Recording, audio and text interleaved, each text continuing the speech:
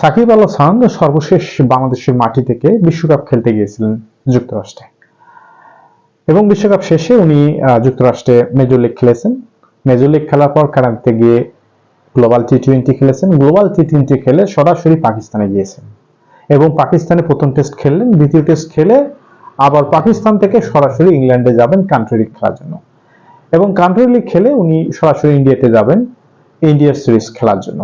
একটা খেলোয়াড় দেশের মাটি থেকে যুক্তরাষ্ট্রে গেল, যুক্তরাষ্ট্র থেকে আবার কানাডায় গেল, কানাডা থেকে পাকিস্তানে গেল, পাকিস্তান থেকে আবার ইংল্যান্ডে যাবে, ইংল্যান্ড থেকে আবার ইন্ডিয়াতে এসে ইন্ডিয়ার এগেনস্টে সিরিজ খেলবে। বিশ্বের আর কোনো ক্রীড়াবিদের দ্বারায় এত ভ্রমণ এবং কন্টিনিউ খেলার মধ্যে থাকা সম্ভব কিনা আমি জানি না। সাকিব আল হাসান এক পিসি। সাকিব আল হাসান বাংলাদেশে জন্মগ্রহণ করেছে, এটা আমাদের বিশাল পাওয়া। এই সাকিব আল হাসান যদি অন্য কোথাও অস্ট্রেলিয়া, ইন্ডিয়া বা ইংল্যান্ডে বা পাকিস্তানে জন্মগ্রহণ করত তাহলে এর কদরটা আমরা বুঝতাম।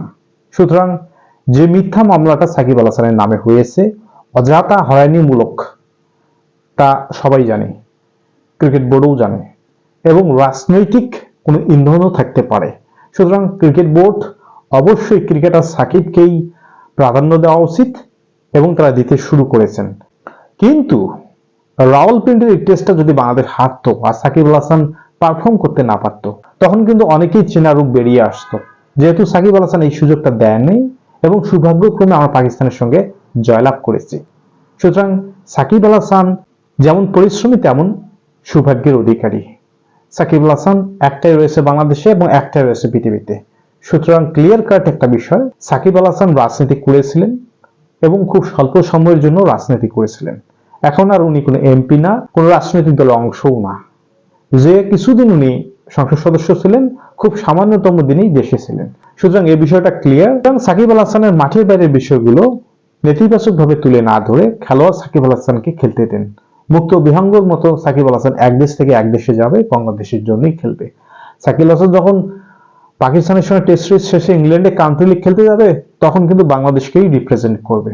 সুতরাং আমি মনে করি এটা আমাদের সৌভাগ্য, সাকিব আল হাসানের মতো একজন খেলোয়াড় পেয়েছি যে কখনোই ক্লান্তি বোধ করে না, শুধু খেলা আর খেলা এবং খেলার মধ্য দিয়েই উনি বাংলাদেশকে রিপ্রেজেন্ট করতেছে, এটা আমরা বিশ্বাস করি।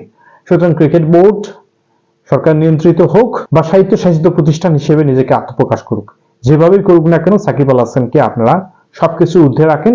সাকিব আল হাসান খেলোয়াড় হিসেবে খেলুক এবং বাংলাদেশের জন্য যে কয়েকটা বছর উনি সুস্থ থাকবেন এবং খেলার আগ্রহ প্রকাশ করবেন তাকে তার মতো খেলতে দেন, তাতে বাংলাদেশেই বেনিফিটেড হবে।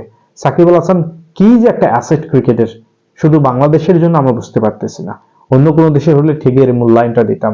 ক্রিকেট বোর্ডকে বলছি আপনারা অবশ্যই সাকিব আল হাসানকে সবকিছু ঊর্ধ্বে রাখুন, তাকে খেলতে দেন এবং দর্শকদের প্রতি অনুরোধ আমার চ্যানেলটিকে সাবস্ক্রাইব করে দিয়ে আমাকে এগিয়ে যাওয়ার সুযোগ করে দেন। ধন্যবাদ সবাইকে।